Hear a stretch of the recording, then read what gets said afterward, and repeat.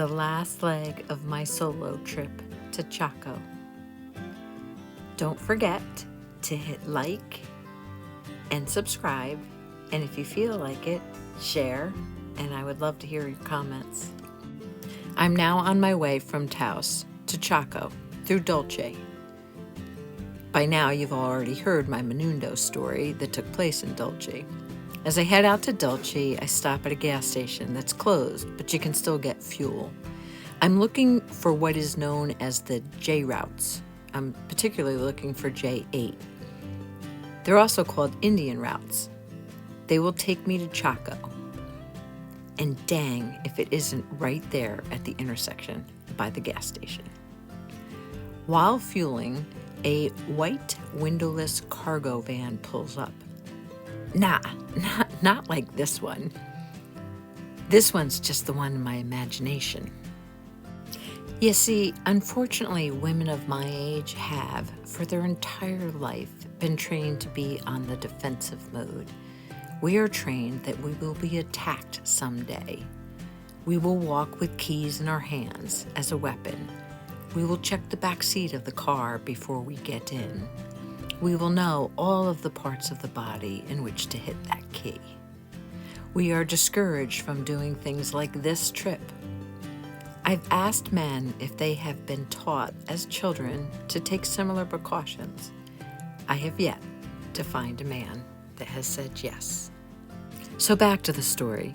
The van looked more like this one, but now that you know my background, a windowless, nondescript van on an empty gas station on a low-traveled road isn't a good feeling. But a woman jumps out, and again, the kindness of New Mexican people is abundant. There is even a YouTube channel about kind New Mexican people. She points to the sky and a storm is coming. She asks if I want to come to their house and have dinner and I can spend the night. I tell her that I'm heading south on J8 away from the storm. She lets me know that I will be heading into Jicarilla Apache territory. And on the Indian routes, if it rains, she warns me these routes will quickly become impassable.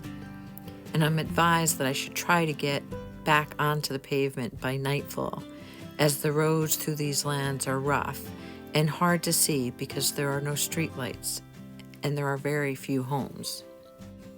This is actually a picture of J16, but the roads are rough in spots and some of the detours actually took me through wet, grassy mud. I reached the beginning of the road to Chaco moments before the sun starts setting, and the storm is still behind me.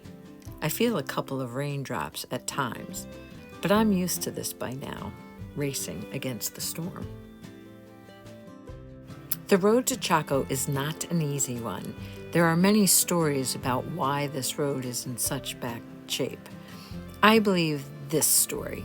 The first part of the road is owned by the county, the second by the Pueblo community, and the third by the national park.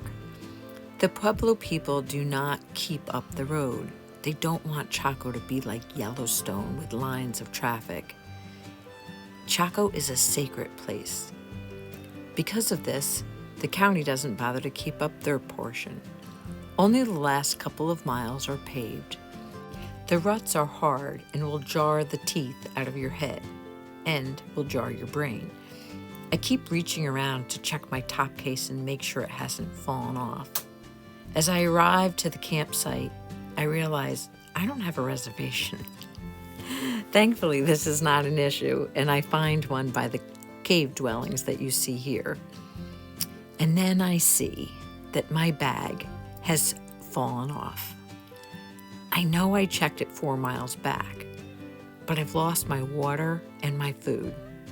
A very nice camp host drives his side-by-side back out, and he finds it at the 3-mile mark, and there was my food. This is an international dark sky park. I can't explain the beauty and couldn't even capture it on the iPhone. The clarity of the night, the stars twinkled in the atmosphere. I finally had to go to bed. I was so tired, but I slept with my fly open and awake. I woke up several times through the night to capture and see the beauty, and eventually it was dawn. The next day, I explored this massive civilization. It is too much to take in. The history, the spiritual feeling as you walk the grounds. I try to be respectful as I explore. I am amazed at the straight walls standing in place since 805 CE. It was the center of trading, family, meetings, spiritual ceremonies, life.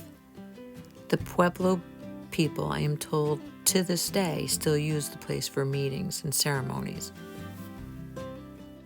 This should be a difficult place to get to. It needs to be protected.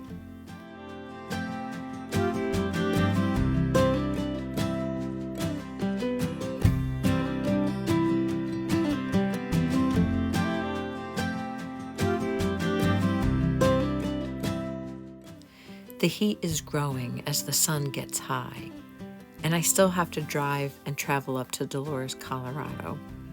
So I hit the washboard road again and I head out. My total solo trip was 1,153 miles.